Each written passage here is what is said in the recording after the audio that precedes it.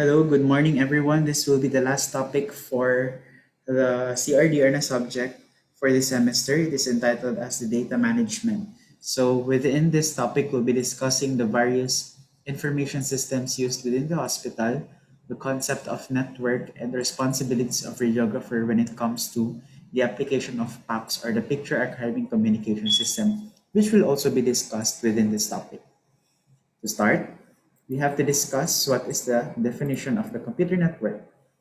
It consists of two or more computers that are connected with one another for the purpose of communicating data electronically. Okay? Besides physically connecting computer and communication devices, a network system serves the important function of establishing a cohesive architecture that allows a variety of equipment types to transfer information in a near seamless fashion. Okay? So, ang network man good, it is either connected physically or electronically, kumbaga. Okay? So, in a computer network, it allows seamless transfer of data such as images and results of the patient no, in order for a cohesive um, and efficient na transfer of information from one computer to another. So a network basically is an interconnection of various electronic devices. And okay, we go now with hospital information system. Basically, the hospital information system manages patients' hospitalization information across different applications and databases. This includes the procedures done before like surgeries, radiographic examinations, and the like. Previous results can also be archived from different computers through the hospital information system and even billing statements. It can also be connected to specific subsystems such as the PACS and the RIS. So ano ni siya? Okay? Every hospital should, kung naka-digital na ang inyong hospital, dapat naput sila ay hospital information system. That is the general database kumbaga. No? For example, ako na-confine ko dito last April 14, 2021. Okay? I had surgery for my fracture, may ana, nagpa-x-ray sad ko. So, kana siya ng mga data will be stored in the system or the hospital information system sa hospital.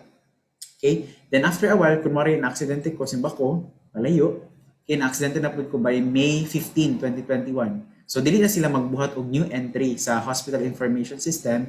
Gamiton na nila mga previous entries such as kanang previous entries or previous information regarding this patient. So, for kunwari, Erwin Constantino. So, kung sa itong akong entries before or information na nag-gather before atong April 14, they can be archived and then entered again for this type of for this time na confine na po ko.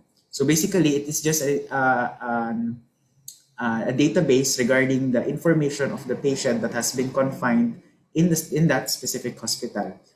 Ang nakagapo lang sa hospital information system is that it can be connected to the information system of each department such as the radiology information system, laboratory information system, mga LMS, mga HR information system, mga ana.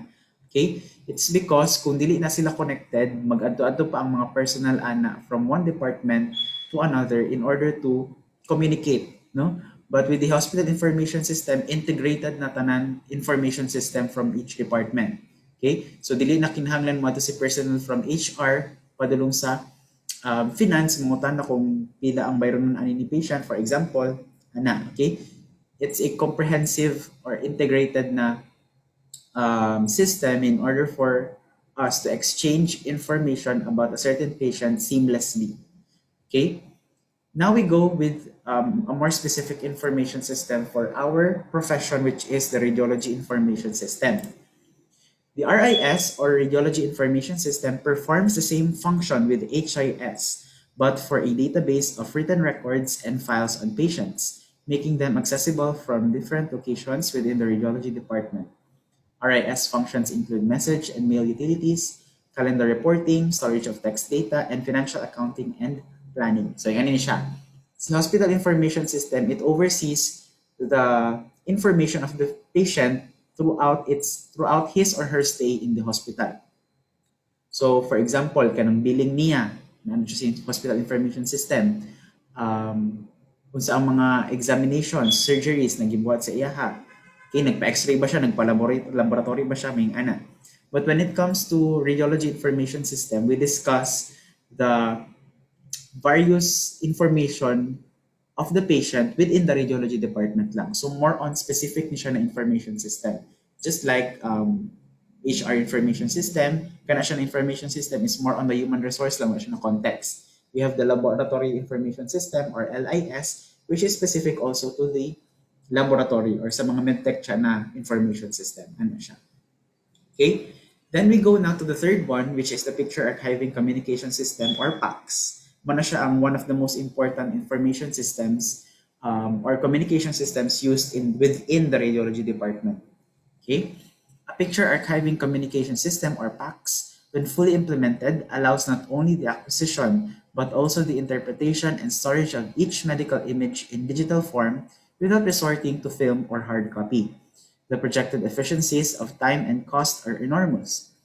The four principal components of a PACS system or PACS are the image acquisition system, the display system, the network, and the storage system. So sa PACS manggod, as the name states, Picture Archiving Communication System, it archives the images that has been acquired, no, for the patient. Okay? So for example, Erwin Constantino, patient, nagpa-X-ray last April 14, 2021. So once the X-rays, the radiograph is generated by the system, it is archived into this system. It is stored into this system para dili na ta gamit og mga hard copy such as film or kanang bond paper. Okay? So kani siya, this will help the hospital save up space, not only space but also time and cost. Space in a sense na dili na ta maggamit og kanang space ninyo regarding sa storage of films. Okay? Time because paspas na lang kaayo siya, dili na ta kinahanglan mag-print pa og radiograph. Okay? Dili na kinahanglan pa na kuha og request no sa patient in although ginagamit pa nato na siya karon, ang request is kanang in hard copy, but in some places across the globe nagagamit na sila og kanang electronic request system ba na kumbaga kung sa request ni patient, diretso na siya sa radiology information system, tapos mahatag siya sa PACS. Okay? In order for it ma-identify nila tech na okay, ano dahil ang iyang what do you call this? Iyang request. Okay? So si PACS, siya na bahala for the pictures and maybe it can also store the results of the patient. And of course, it could be cost efficient because kato siya, dili na ta maggasto sa film, ang gastuhan lang nato is the devices needed for the PACS. Okay, which is a large network. So kung sa tong space na gamiton ninyo for the film, at least di na to siya mag-expand, gamitan na nato to katong mga devices or butangan na nato siya sa mga devices for the PACS or the RIX. Okay? Since manggod po gamit ta og film, it is kanang continuous ang iyang pagkadaghan. So that means you'll have to expand. Okay? So unlike sa PACS na mag-store lang siya og images, it takes more images, no? Karang kinahanglan pa siya na terabytes ang images before you can expand pa. Okay? So its storage system is efficient or large yung storage system ba? Okay, it can store tons of images from different patients in the hospital. Okay? So katong gamitan nimo na space for film storage, gamitan na lang nimo space as for the kanang butanganan sa mga devices for RIS and PACS. Okay? A network, as previously discussed, is a term, according to the computer scientists, used to describe the manner in which many computers can be connected to interact with one another. So, that is one of the principal components of PACS, the network. So, kinahanglan niya interconnected of course, ang various computers within the radiology department. So, in some large hospitals, dili lang maging X-ray ang naadid to. So, we have ultrasound, we have CT scan, we have radiation therapy, and all the other modalities. So, we have to connect the computers of each modalities in order for us para seamless lang atong transfer of data and also the images. So, we need a network of computers para mo ganito, para seamless ang transfer of data and images. Okay? PACS improves image interpretation, processing, viewing, storage, and recall. So one of the principal components of PACS is image acquisition system. So we have discussed this naman in the prelims. Okay? So nakato siya si how image is acquired no in CR and DR and also in film screen system. Okay? Pero sa PACS, since electronic naman siya, so dili na considered ang film screen system unless the film is digitized. Okay? So image acquisition system is still part of your PACS. Okay? Of course, the display system is the monitor na siya. Okay? As discussed previously, katong mga plasma panel, mga LCD, and the last one which is the cathode ray tube, which is obsolete na. Okay? So again, PACS improves image interpretation. When we say image interpretation, with the network established in PACS, so mas dali na lang ma-interpret ang image because there are times na, kunwari, si radiologist, dagan siya hospital na ginadtuan for reading. So there are times na makulangan siya og time to read the image. So kani siya, through the use of PACS and coupled with teleradiology, pwede na to ipasa ang images from one hospital to another para dito na po siya mag-continue og basa alongside with the hospital sa ihang ginabasahan. Okay? Also, PACS improves processing. So, mas paspas na ang processing because we don't have to print the film, no? Hindi na nato kailangan i-print the film because we can store it electronically sa PACS. And of course, viewing, once the image has been processed, it digitally appears on your monitor. And storage, of course, mo to akong ginaingon, nakatong gamiton ninyo for hard copy na film storage, we can use it na lang for the storage of electronic images. And of course, recall, mas dali na lang recall, dili na kapareha to sa una na film screen system na mangita pa ka sa mga cabinets na asa naman tong film ni Tampulano, aning.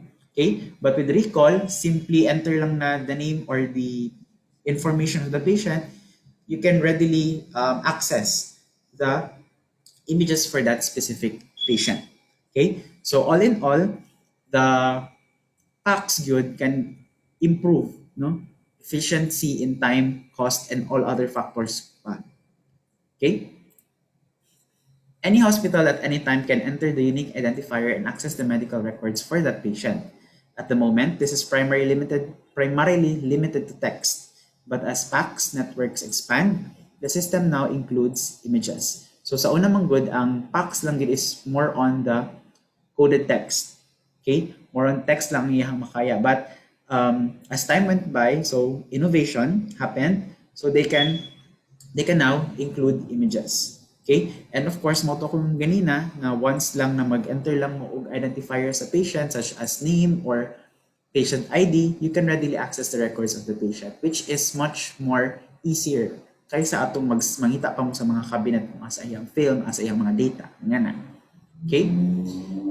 In radiology, in addition to secretarial workstations, when we say secretarial workstations, dira ta mag-encode og mga information sa patient. So, kunwari, asa ang result ni Constantino sa X-ray. So dito na sila mag-type og mga mag-transcribe sa results na ginaingon sa radiologist.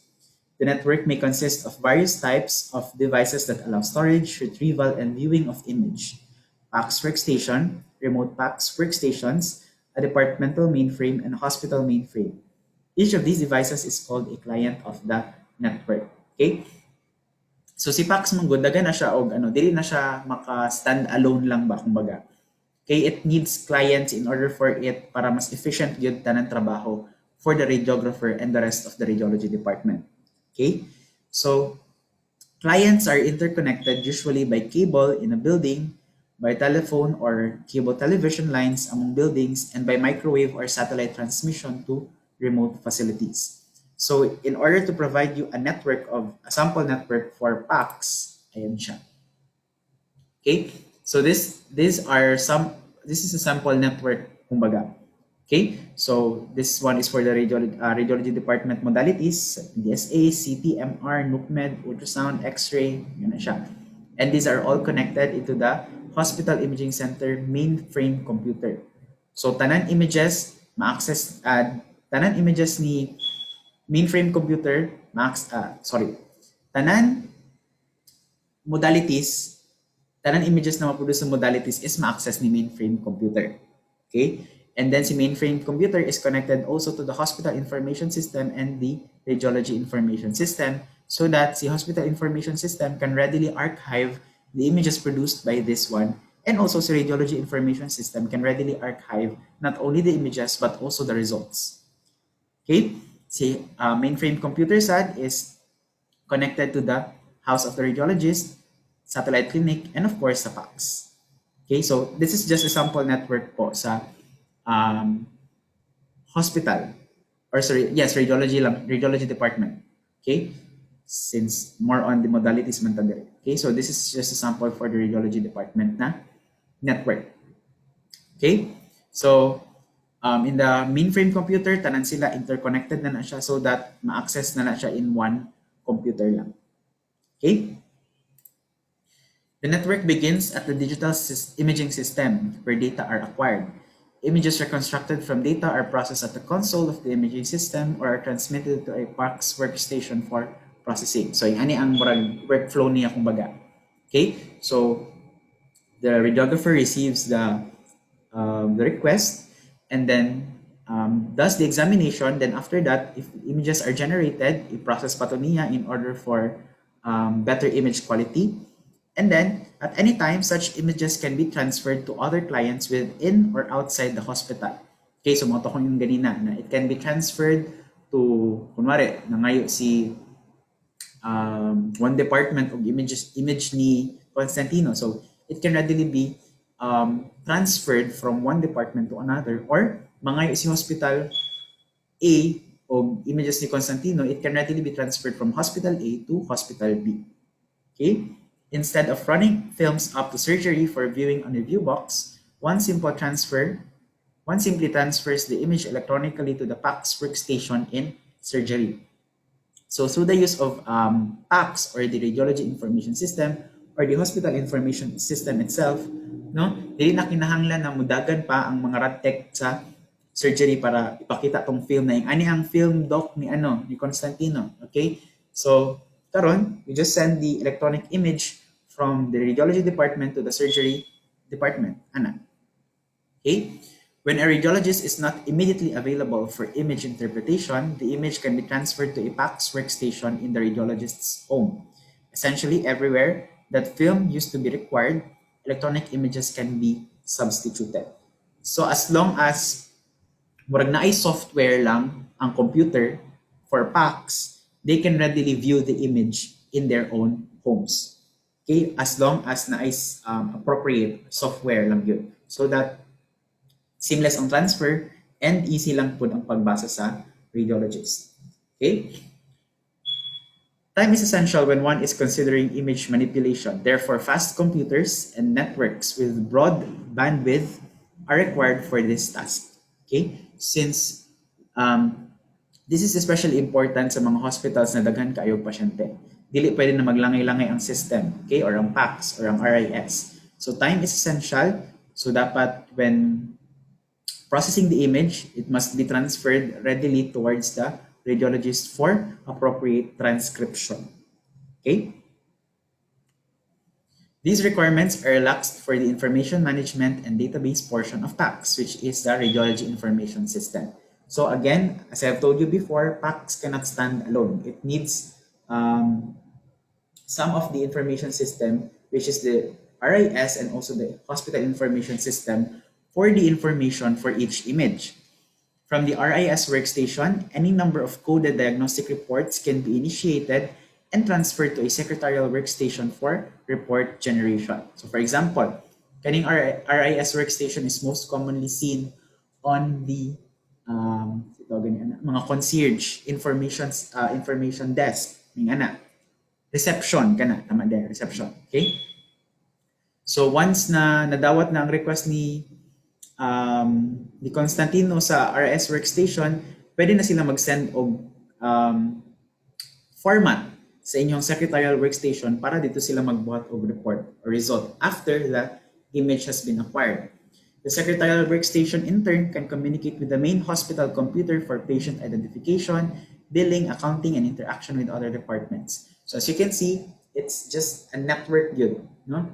na connection between one department to another and one system to another.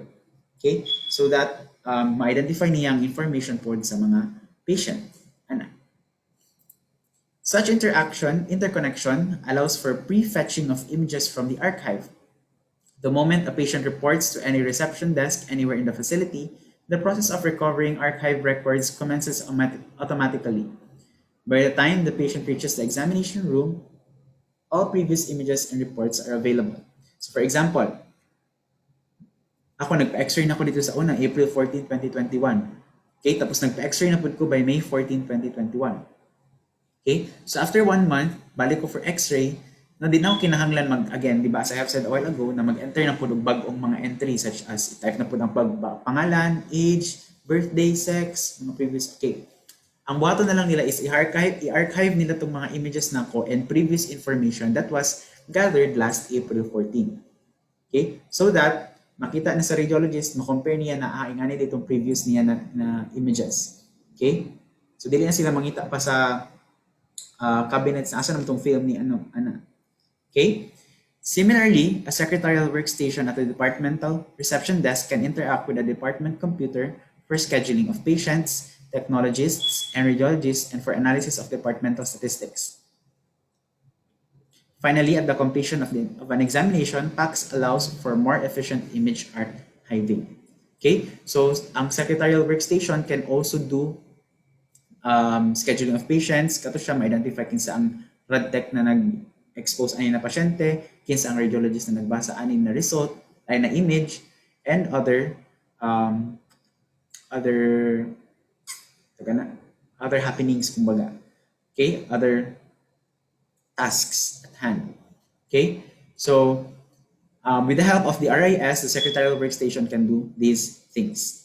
Okay, so after naman makuha ni patient sa images, it can readily be stored to the PACS system, and then it can be archived once the radiologist wants to see the previews na mga results.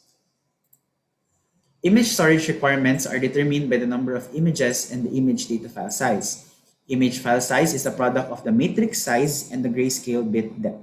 Of course, if dako ang matrix size, if taas ang grayscale bit depth, of course, ang data file size ana is, of course, dako pod. Okay? So, of course, kung i-compare ninyo ang monochrome na image sa colored na image, of course, mas dako gyud og file size ang colored na image. Kumbaga ba, i-compare lang ninyo. Okay? So with PACS, a film file room is replaced by a magnetic or optical memory device. The feature of PACS, however, depends on the continuing development of the optical disc. So mato ko yung ganina, instead magamit mo og kanang film storage room, pwede na siya katong film storage room, i-replace na ninyo og optical memory device. Okay? An optical disc can accommodate tens of gigabytes of data and images, and when stored in a jukebox can accommodate terabytes. Okay? Electronically, images can be recalled from this archival system to any workstation in seconds. Backup image storage is accommodated offsite at a digital data storage vendor in the case that the main file is corrupted. Okay, so there will be times na dili magit perfect tanan ang inyuhang softwares. Okay? There may be times na magpansak og USB ang isa ka radiographer na dili magsaba. Okay? Tapos katong USB di ay virus. So that means ma-corrupt ang mga images, mga results. So di na ma-archive. So it is important to have a backup image storage offsite. When we say offsite, wala siya sa hospital, wala siya within the department. It is outside the hospital. Okay? So that dito siya i-store para in case needed, at least na atay ma-archivean. Okay? So here are the eliminated steps, no, because of the introduction of PACS. So when examination is scheduled, dili na ta mag-print og study forms, dili na ta magbuhat og folder for the patient, i-escort na siya diretso sa examination room.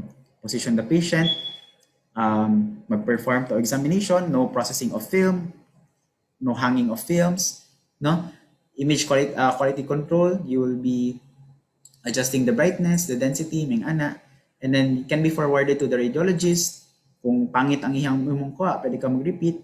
And after that, you can escort the patient out. So, tons of steps in the workflow of the radiographer is eliminated because of PACS. This improves efficiency not only in cost but most especially in time.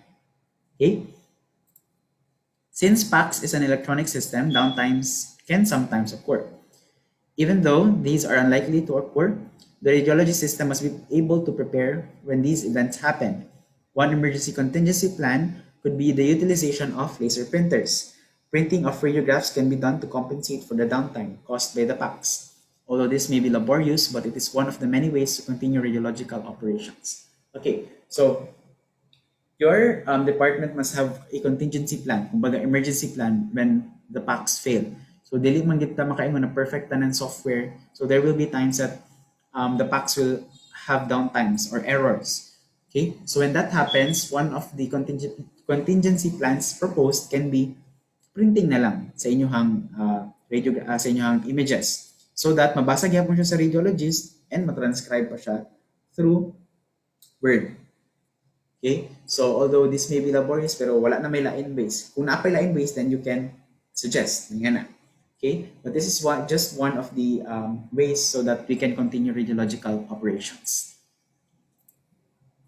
To ensure adaptability among different imaging systems, the American College of Radiology, ACR, in cooperation with the National Electrical Manufacturers Association, or NEMA, has produced a standard imaging and interface format called DICOM, or Digital Imaging and Communications in Medicine.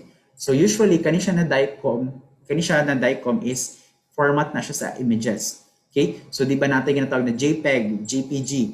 Okay? For standardization, for uniformity, the ACR and NEMA partnered with each other so that makaproduce sila og kanang standard format for the radiology lang yun, which is now what we call DICOM. The DICOM standard does not specify the architecture or even the terminology used between different types of imaging equipment, but it does standardize the transmission behavior of all the devices within a PAC system. So yung ani ni siya, when each PAC system or each X-ray imaging system can produce DICOM. Okay? Kani siya kung mag-acquire mo aning na format sa hospital which can be provided in a CD format, pwede mo siya ma-open sa other hospital as long as it has a PACS and it has not necessarily the same PACS na manufacturer, but basta naalang yun siya PACS na system, it can be readily opened dito because again, DICOM is the standardized format for all PACS na system, PACS system. Okay? So when PACS is coupled with teleradiology, the ability to send electronic images anywhere in the world, these systems have vastly improved healthcare efficiency, allowing almost instant access and correlation of images and patient information to individual physicians in their offices and homes. When we say teleradiology, manggod, you can send images not only interdepartmentally within the department or within the hospital, but you can also send images from the hospital to other places such as your home, such as Canada, such as Paris. Nga na siya. Okay? Dili lang siya malimit within the constraints within the four corners of the hospital or within the four corners of the department, but also teleradiology allows the image to travel virtually in any place around the world. Okay? Teleradiology refers to any system which allows the remote transmission and viewing of radiographic images via modems, over phone, or cable lines. The images transmitted may come directly from computer storage or they may be scanned off of a hard copy radiograph using an optical scanner. The details of how a scanner works will be covered later. But di na ako i-cover because it's so complicated. Okay? Yes, mo to siya. So, with teleradiology, we can seamlessly transfer one image to other places besides sa department o sa hospital. Okay? Teleradiology makes it possible for images to be sent great distances for a specialist to collaborate with a radiologist, and for images stored at the hospital to be accessed almost instantly by doctors at their individual clinics. A common use of teleradiology is to transmit images to a radiologist's home during off hours. Okay, one of the benefits of teleradiology is that, kunwari, kani si Dr. A, dili niya mabasa og tarong ang imuhang image. So magpatabang siya kay Canadian radiologist. Okay? So kani siya with the use of teleradiology, si Filipino radiologist or radiologist A can transfer or send the images from Philippines to radiologist B which is nasa Canada. Okay? So magpatulo siya na, Doc, can you help me with this one? I cannot read it properly. Anana. Okay? Also, pag for doctors who are nag-request atong images, they can also readily access the image in their individual clinics. No?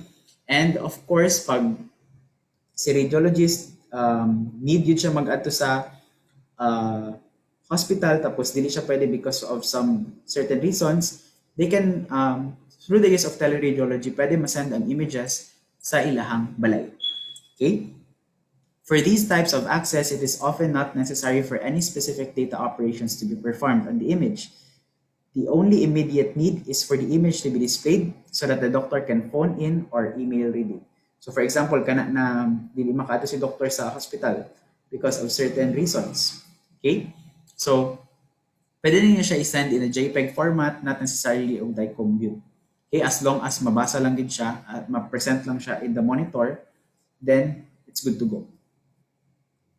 Now we go with the radiographer's responsibilities. A radiographer has a vital role in the communication of images within a PACS. So basically, this is just the workflow, no? The responsibilities of the radiographer in the workflow sa PACS. So first, of course, you have to have access to work order. The radiographer must have access to the list of patients waiting for radiographic examinations in order for him to identify the examinations, patient history, and pertinent details regarding the patient. Okay? So, saan man niya pagkabalo kung saan examination sa patient kung wala siya access sa work order. So, through the use of radiology information system, he can access na, okay, si Constantino need yung chest, PA, and lateral. Okay? So then, makaprepare na siya daan, and then, ready na pag-abot sa patient, examination proper na diretsyon. The radiographer must double-check each patient request to ensure accurate radiographic or radiologic examinations, and also to ensure that the patient is really Constantino, kumbaga. Okay? Because there are times na, exchange the eye because wala i-confirm sa radiographer ang identity sa pasyente. Okay? So that is one of the fundamentals of being a radiographer. Dapat mag-double-check yun mo. Because once na mamali na siya, then retake mo. Alarabaya. Okay? Now we go with post-processing. After each examination, it is the duty of the radiographer to enhance the quality of the image through manipulation of various factors such as density, contrast, brightness, and annotation. Okay? So of course, after the examination, magawas man gid ng image sa iyong monitor, then it is your duty to make the image readable by the radiologist. Okay, after all, pag di na siya mabasa, kamo ang mapuspusan sa radiologist. Okay? So for the annotation, all of the important details of the patient must be present within the image itself to avoid unnecessary exchange of information with other patients. Also, it is not proper to add markers to images electronically. All markers necessary for the examination should be included in the exposure proper. Okay, so for annotation, dapat in the picture pa lang, makita na ni radiologist na, okay, kani siya si Constantino, gini siya. Okay? And his age is, ngayon na age. Okay? Ano na siya. So for each digital image man good, mapresent na siya tanan ang image and the information of the patient in one picture. Okay? Also, kato siya, ang markers dapat dili siya electronically i-add. Okay? Muna siya ang ginabuhat sa mga radiographers karon, ginatapulan na og pagbuta og markers, tapos pag mamali baya kay mag lain-lain dayon og buot. Okay? So make sure that you add the markers during the exposure and not when post-processing or doing annotation. Okay, transmission of images. After image manipulation, the radiographer should double check all the images again for possible adjustments, including the annotations indicated. So there are times man good na sa first ni mo na pagbutang sa mga annotations such as markers, mali day siya. So it's better to double check it kung tama ba ang mga markers na gibutang. Kung left ba gid or right, kung naabag siya sa left or naabag siya sa right. Okay? Mo ba ni siya ang name, mo ba ni siya kung pasyente ganina nag-x-ray, ngana. Okay? Because there are times that there are times and chances na magkabali, magka-exchange yung information ng ibang pasyente. So, better to be safe than sorry. After the image is sent to the PACS, which can now be read by the assigned radiologist, the radiologist can then send the results to the RIS for archiving. So usually magud karon ang radiologist siya na pud ang naga-transcribe sa iyang mga result.